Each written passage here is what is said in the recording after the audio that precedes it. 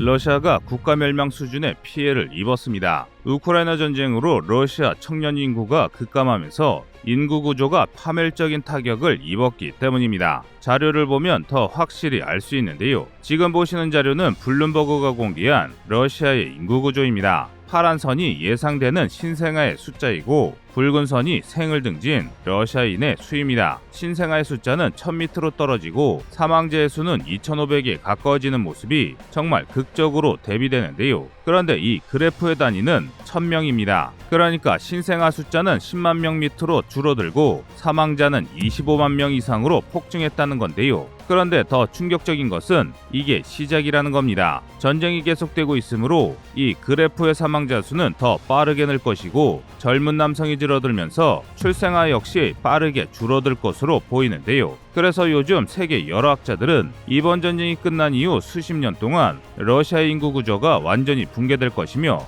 이로 인해 러시아의 경제가 회복불능의 타격을 받을 것이라고 전망 중입니다. 하지만 이 지경이 됐음에도 러시아의 독재자 푸틴은 전쟁을 멈추지 않고 있습니다. 전쟁에 쓸 무기도 구하지 못해 민주혁명으로 나라가 개판이 된 이란에 무기를 구걸하는 주제에 자존심을 차리겠다시고 자국민들을 전쟁터에 던져놓고 있습니다. 그런데 이런 인명경신은 러시아의 유구한 전통입니다. 옛소련이 만든 무기들의 설계 사상만 봐도 이를 쉽게 짐작할 수 있는데요. 소련의 무기들은 사람 목숨보다 무기의 성능에 신경을 쓴 기괴한 무기들이 매우 많습니다. 그래서 민주주의가 자리 잡으면서 인권이 중요해진 우크라이나는 소련의 일원이었음에도 러시아와 다른 무기를 사용하는 것입니다. 소련식 군사사상에 질린 우크라이나가 군사교류와 더불어 군사무기의 설계 역시 변경했기 때문인데요. 그 결과 이번 전쟁에서 우크라이나군은 훨씬 적은 인명피해로 러시아군의 대병을 효과적으로 격퇴할 수 있었습니다.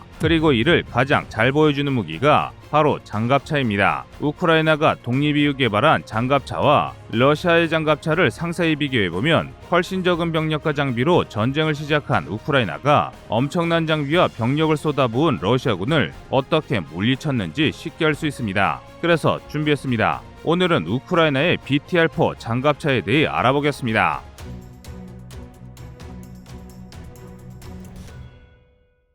현대전은 단추전쟁이다. 이 말은 우크라이나 전쟁 이전까지만 하더라도 군사에 관심이 없는 분들이 현대전에 대해 이야기하면 의뢰하시는 말씀이었습니다. 걸프전, 이라크전에서 수천 대의 전차와 수십만 정의 보병을 거느린 이라크군이 미군의 미사일 세례와 스텔스 폭격기에 처참히 무너지는 것을 보며 현대전은 미사일로 시작해서 미사일로 끝나는 전쟁이라는 인식이 박힌 겁니다. 하지만 2022년 2월 시작된 우크라이나 전쟁을 계기로 아무리 현대전이라 할지라도 미사일로 끝나지 않는다는 사실이 드러났습니다. 러시아가 압도적인 미사일 전력의 우위를 활용해 탄도미사일 수천 발을 우크라이나에 퍼부었음에도 우크라이나군이 무너지기는커녕 되려 러시아군을 밀어붙이며 영토를 탈환하는 모습을 봤기 때문입니다. 하지만 아직도 많은 이들이 현대전에 대해 잘못된 상식을 가지고 있습니다. 바로 첨단 무기에 대한 환상입니다. 이게 무슨 말이냐면 아직도 많은 이들이 우크라이나 승리를 우크라이나군의 역량보다 서방이 지원한 첨단 무기에서 찾습니다. 전쟁 초반에는 미국의 제블린이나 영국의 엔로우 같은 대전차 미사일이 그랬고 전쟁 중반에는 티타늄 재질의 M777 곡사포와 정밀 유도포탄 엑스칼리버 그리고 마지막으로 최근에 들어서는 하이마스와 함 대레이더 미사일 같은 서방제 무기가 우크라이나 승리를 결정지었다는 것입니다. 일단 이야기만 놓고 보면 틀린 말이 아니기는 합니다. 서방제 무기가 없었다면 우크라이나가 러시아의 맹공을 막지 못했을 것입니다. 뿐만 아니라 고착된 전선을 뒤흔들어 반격의 서막을 열지도 못했을 겁니다. 하지만 그게 모든 공이 서방에 있다는 뜻은 아닙니다. 아무리 서방의 무기가 우수한들 우크라이나군이 준비되어 있지 않았다면 소용이 없다는 뜻입니다. 즉 다시 말해 미국과 서방의 최신의 장비가 이번 전쟁의 승리를 견인한 역할을 한 것이지 서방제 무기가 있다고 무조건 전쟁에서 승리할 수 있다는 게 아니란 의미인데요. 이를 증명하는 대표적인 사례가 과거 미군과 거의 똑같은 무기로 중무장한 사우디아라비아의 군대가 지난 수년간 AK 소총과 구식 화기로 무장한 예멘의 후티 반군에 처참히 패한 것이 이를 증명합니다. 그러니까 키이우 전투에서 러시아의 첫 공격을 패퇴한 것부터 지금의 반격까지 우크라이나 승리는 전적으로 우크라이나군의 유능함에 근간을 두고 있습니다. 물론 그렇다고 오직 정신력과 훈련만으로 전쟁에서 이길 수 있다는 이야기는 아닙니다. 또 이와는 반대의 경우도 있는데요. 현대전을 잘 이해하고 있는 군수 내부가 첨단 군사 교리에 맞춰 세심하고 합리적으로 적절한 군사 전략을 짜더라도 막상 써먹을 무기가 없다면 아무런 의미가 없기 때문입니다. 그 좋은 예시는 북한입니다. 북한의 엘리트 장교들은 사실 수준이 높기로 유명합니다. 매번 서울을 불태우겠다고 헛소리나 하고 배대지에 수십 개의 훈장을 도배하고 다니는 북한 장교단의 수준이 뭐가 높냐 싶으시겠지만, 그런데 우리의 생각과는 달리 북한 장교단의 수준은 적어도 러시아군보다는 우수합니다. 소련식 군사교리에 따른 여러 가지 작전 계획들을 전부 머리에 깨고 있는 것은 물론 자신들의 전력으로는 절대 대한민국과 정면 승부를 할 수 없다는 것을 잘 알고 비대칭 전력에 집중하는 등 영악하게 장깨를 부릴 줄 알기 때문입니다. 하지만 북한의 장교단이 아무리 잘나봐야 1960년대 개발된 T-62 전차를 기반으로 둔 천마호 전차가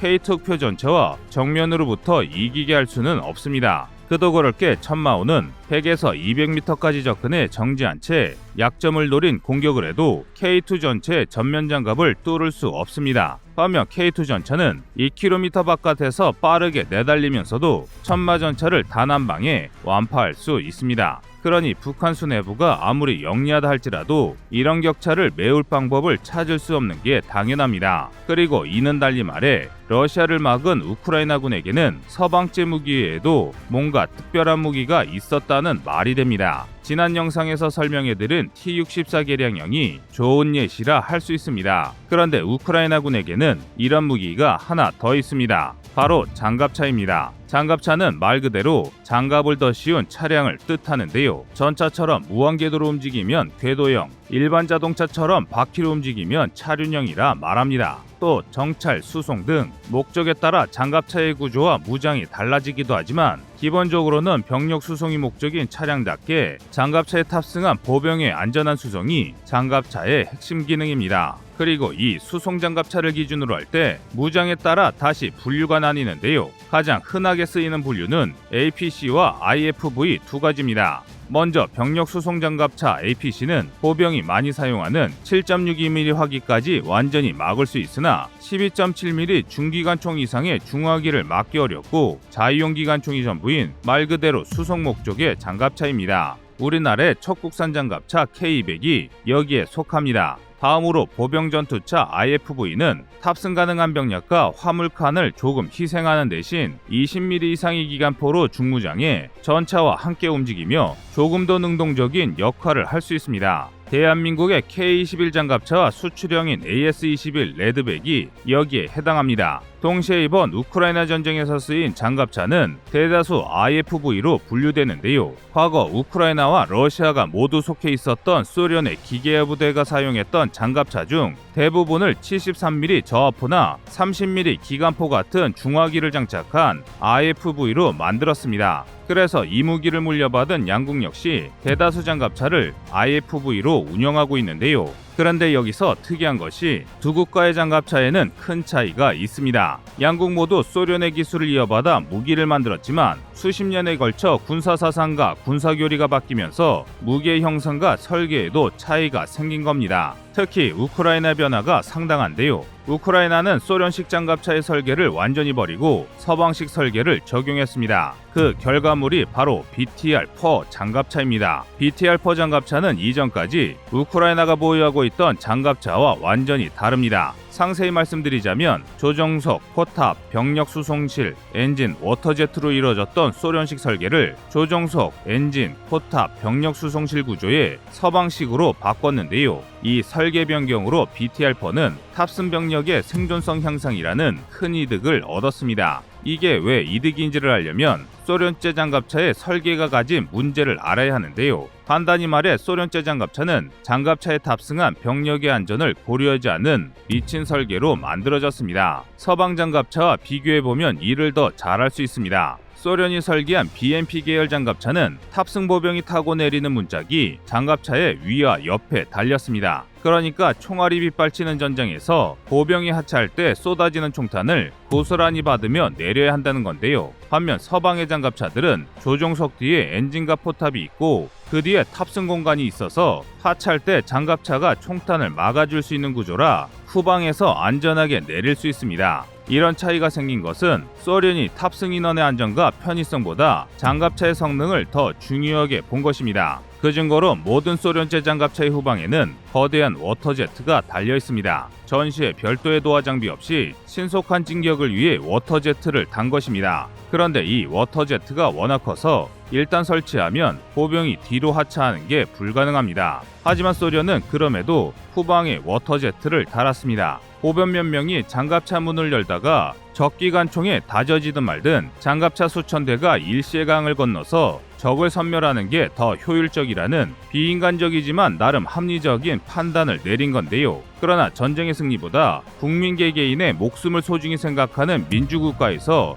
이런 정신 나간 선택은 절대 합리적이지 않습니다. 그래서 민주국가인 우크라이나는 장갑차의 구조를 보병의 안전한 수송이라는 원래 목적에 맞게 서방식으로 변경했습니다. 뿐만 아니라 일정 규모 이상의 손실이 발생할 것을 염두에 두고 성능이 아니라 양산에 초점을 둔 러시아의 무기 개발 사상에서 벗어나 한 명이라도 많은 아군을 살릴 수 있는 튼튼한 장갑을 달았습니다. 또한 개별 장갑차의 전투력을 극대화하기 위해 첨단 열상과 무인 포탑 등을 달아 장갑차의 전투력을 극대화했습니다. 이에 반해 러시아는 장갑차의 숫자와 화력에 집착했습니다. 대규모 기계화 전략을 유지하는 게 더 중요하다고 판단해 소련제 구형 BMP-1, BMP-2 장갑차를 큰 개량 없이 그대로 사용했습니다. 또 보병을 안전하게 수송하는 장갑차가 아니라 적을 확실히 제압할 수 있는 괴물 중장갑차 BMP-T를 만드는 등 자국 병사의 안전조차 도외시한 채 오로지 살상에만 목적을 둔 무기를 만드는 데 집중했습니다. 그런데 정작 전쟁이 벌어지자 싸움에서 큰 공을 세운 것은 러시아의 괴물 장갑차가 아니라 우크라이나의 BTR-4였습니다.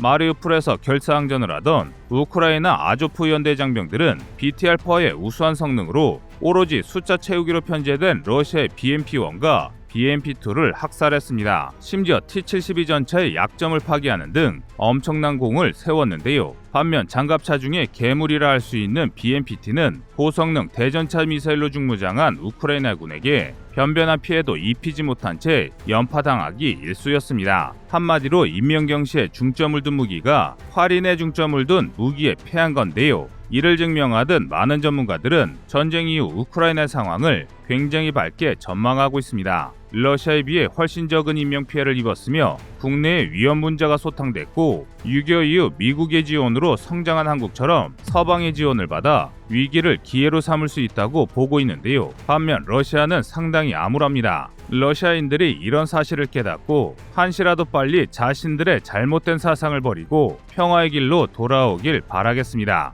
이상 꺼리투브였습니다.